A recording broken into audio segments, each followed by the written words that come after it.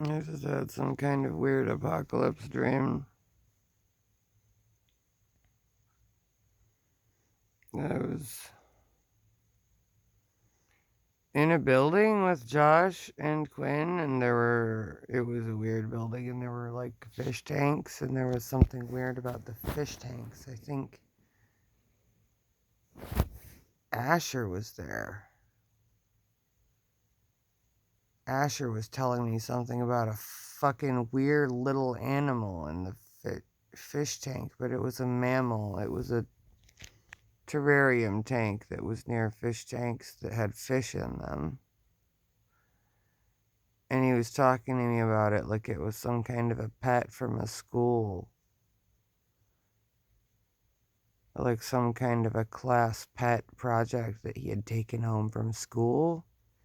And he didn't know how to feed it or that wasn't able to get food, but there wasn't something we could do about it. And I couldn't. I tried to ask him what it ate, and he just kept saying it can't get food.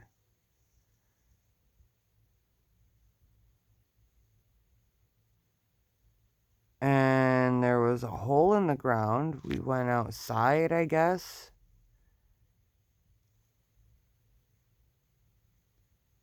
And there was a hole in the ground, and we looked out around. I got out of the hole and looked around a little bit, and Josh was in the hole. It was big enough for us, but I had left Quinn inside of a building. And then I don't know where we were, but we were out like in the country. Hi, babe. Hold on. I gotta talk about this. And then there was something apocalyptic was happening. And it was like there were winds that were blowing dirt kind of upward at us. We were above the lowest point in ground, but we were in a hole like up a hill, and then the dirt was blowing into the hole. Like it was the dirts were coming to fill in the space where we were. And so I ran to get Josh out of the hole. I said, "You have to get out of there now because the hole is caving in. Their dirt is coming for you." And I got Josh out of the hole. And I got Quinn, and somehow at that point they were combined. I was carrying Quinn, and she had Josh's consciousness in her too. And I ran, and there was like a cliff, there was a steep hill that I got to, and I was like, maybe we can just sprout wings and fly. Let's try it. So I jumped and I like tried to sprout wings and I couldn't. And I landed on the ground and I said, okay, I guess we'll just try jumping off this hill and flying that way. So I ran and I jumped forward and I just kept thinking, go forward. That's the best we could fly. So like we went kind of like horizontally forward for a while through the air off of the hill toward the valley.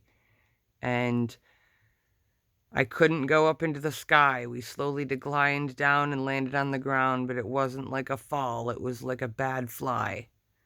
And then we landed and we were away. We had gotten away from where the dirts were flying to. But we were out in the middle of like unfamiliar territory out in the country where some apocalyptic shit was happening. So I ran into whatever building I could find, and I was holding Quinn, and I got into it, and there was like, it looked like an apocalypse was happening. It looked like it could be empty and abandoned, or it might have someone hanging around like a zombie movie. There was a car that was parked outside of it that had all of its doors open. and it was just sitting there. And I went into this building carrying Quinn, who was also Josh, and Josh said to me something.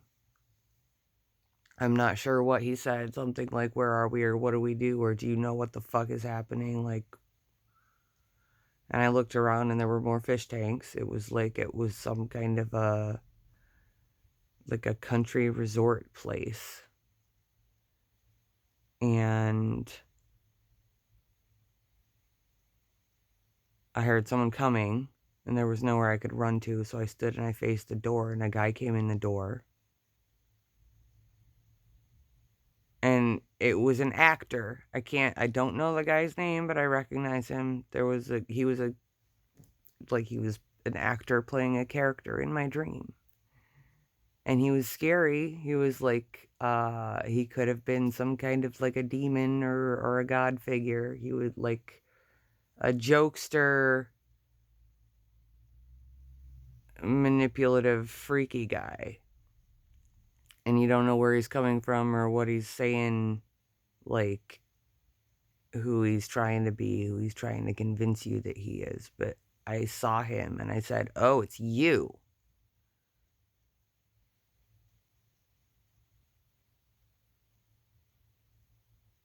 And I don't remember exactly what he did, but it was weird.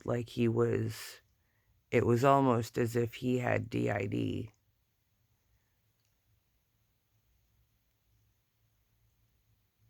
Or like he was like playfully playing a variety of parts in the same body, like playing different characters, but like he was insane and he was being happy about it because he was messing with us. And like some other people came in too, I think, but I don't know if they were like him or if they were just other freaks like him or if they were just random people in the apocalypse that were trying to figure out what was going on too. But he was like spooky.